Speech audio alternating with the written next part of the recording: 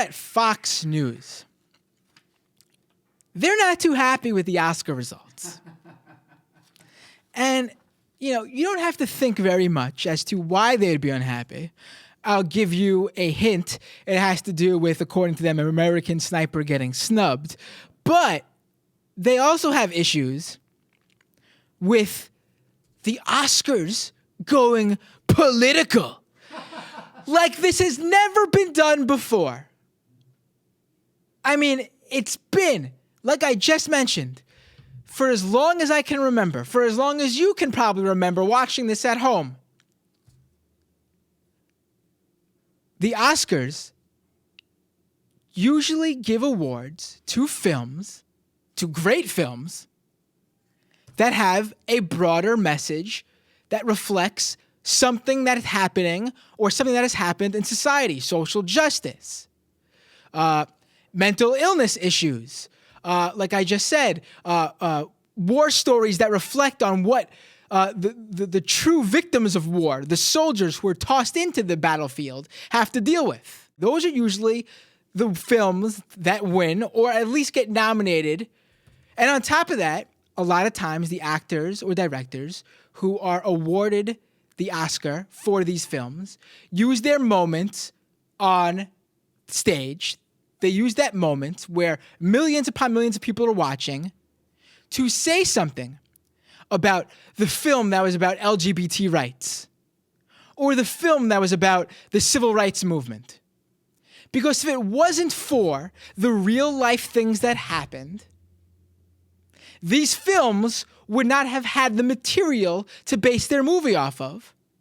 And they most likely would not have had the heartwarming, great story to build upon to turn into this magnificent award-winning film. Or not even to the self-serving issue where they needed this to happen so they could win the award. A lot of these actors are human beings who actually care about these issues. Shocking, isn't it? They're not just on screen and on stage for your personal enjoyment. Well, on Fox and Friends this morning, Steve Doocy, Brian Kilmeade, Elizabeth Hasselbeck,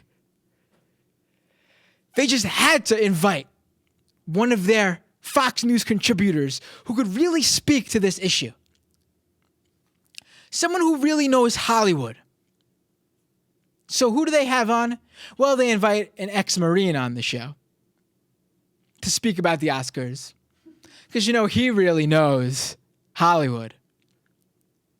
But beyond that, they do have someone who knows Hollywood who's a Fox News contributor. And that is she's best known as being a former Clueless supporting actress. That's right. That's right. Ladies and gentlemen, Stacey Dash. Let's cut to the Fox and Friends clip now. That's right. Now turning to Hollywood's biggest night, where it takes a political turn. Watch. It's our time to have wage equality once and for all. We say that Selma is now because the struggle for justice is right now. Who gave this son of a his green card? Birdman. Maybe next year the government will inflict some immigration rules to the academy. Tonight we honor Hollywood's best and brightest. Joining us now with her reaction, actress and Fox News contributor Stacey Dash. So I saw you tweeting throughout the entire process last night. What are your thoughts about that political montage that you just showed? I was appalled. I could not believe it. I mean, first of all, Patricia Arquette needs to do her history. In 1963, Kennedy passed an equal pay law. It's still in effect. I didn't get the memo that I didn't have any rights. Press pause. And then... All right, let's just address that issue right there. What you heard at the beginning was a montage of what Fox News viewed as the various political moments of the night. And the horror, I know, yes. But first up they bring Patricia Arquette, who was on stage accepting the award for Best Supporting Actress, which she won for her work in Boyhood.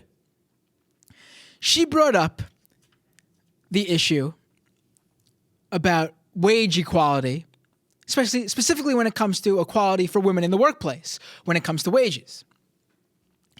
And Stacey Dash brings up how it's appalling that Kennedy signed the bill and he had legislation that speaks to this. But what she doesn't mention, and that Think Progress rightfully points out, is that upon signing that bill into law, the president, Kennedy, called that legislation a first step. And he stressed that much remains to be done to achieve full equality of economic opportunity.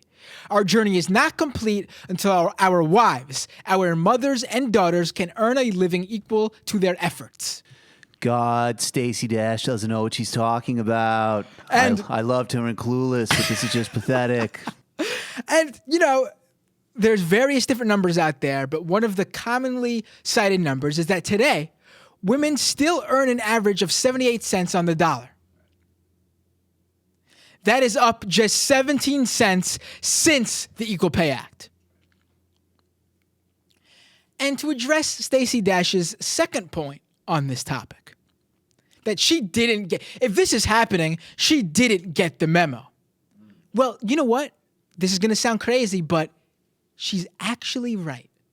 Because Stacey Dash, this is happening, and you didn't get the memo. And they bring up this later on for a completely different point. But I will bring it up now because it has to do with what Stacey Dash said. She did not get the memo because, for example, in December when that Sony hack happened and that release of documents from Sony, people believe North Korea hacked Sony in retaliation for the movie The Interview, although we're not quite sure about that yet. But regardless, the documents released were absolutely authentic and legit Sony documents. Those documents revealed that, one example, female stars such as Jennifer Lawrence, thank you, and Amy Adams, they received just 7% of the movie profits compared to their male co-stars, Bradley Cooper, Christian Bale, and Jeremy Renner, who got 9%. Another example that I'm just pulling from this that show that they're overall in Hollywood, male stars get much more than their female co-stars. Oftentimes, the female has a higher role in the movie, a larger role in the movie, and they get paid less.